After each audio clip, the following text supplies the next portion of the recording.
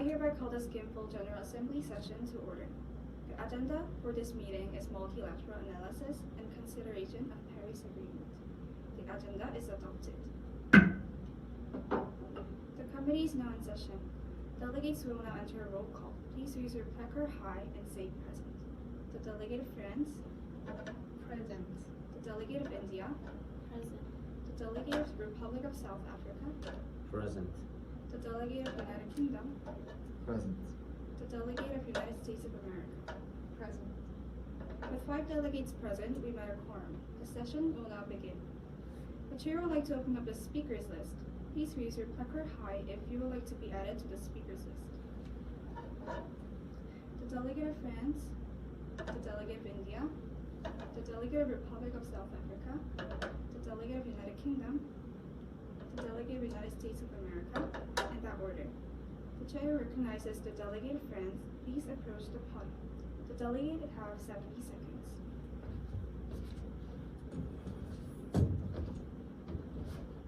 Honorable Chair and fellow delegate, this is a delegate of France.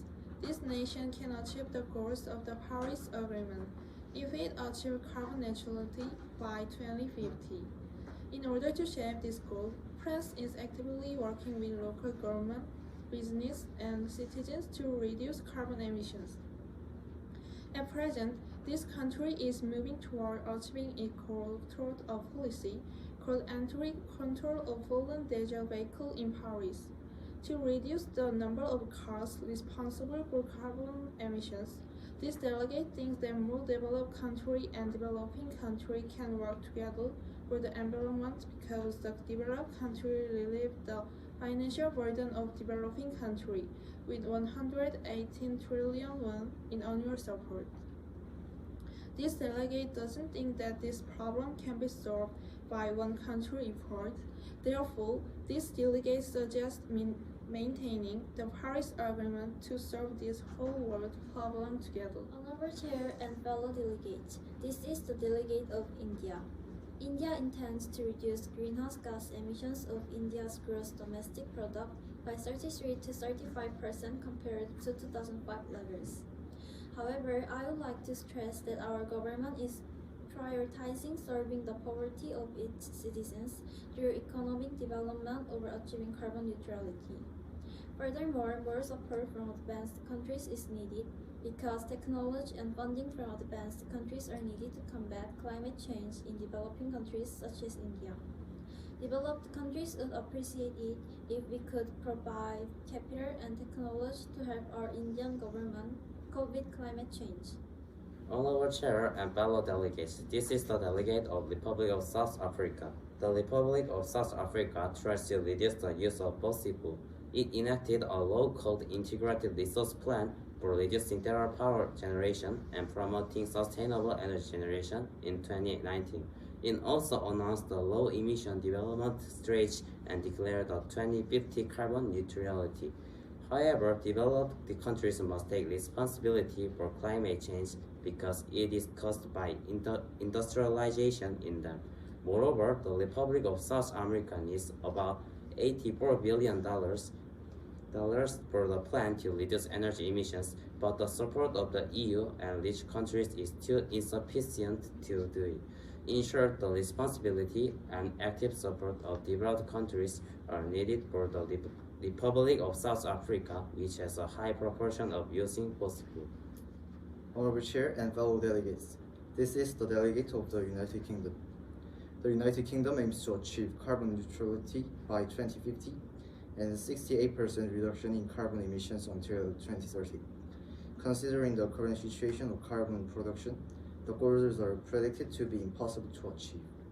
The developed countries have been excessively responsible for the carbon reduction, and now the countries are finding it difficult to meet the goals set too high. And it is impossible to solve the problem with the change of only some countries.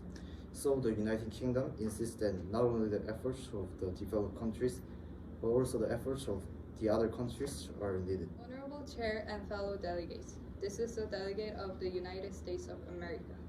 After President Biden took office in 2020, this country's government rejoined the Paris Agreement. and presented a goal to reduce carbon emissions to 50 to 52% compared to 2005 by the end of 2030, incurring the enormous cost. Also hosted major climate summits claiming that the climate crisis is about human, economy, environment, and national security, and about life on Earth. However, in order to reduce carbon emissions, this nation has to reduce $3 trillion worth of production. In addition, employment will decrease due to the production reduction, which means 6 million industrial jobs will disappear. This nation had no reason to keep this agreement at the cost of exorbitant cost, so this country had withdrawn from the Paris Agreement in 2017. Therefore, this delegate claims to suggest a way to achieve the agreement without the problems we are concerned about. At this point, are there any points or motions in the House? Yes, the delegate of Republic of South Africa.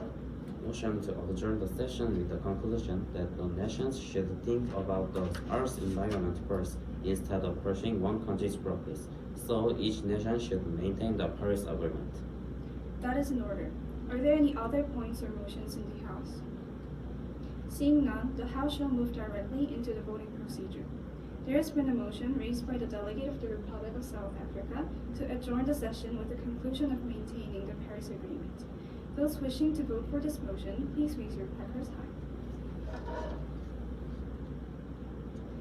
With an overwhelming majority, this motion directly passes. The session is now over. Clapping is now in order.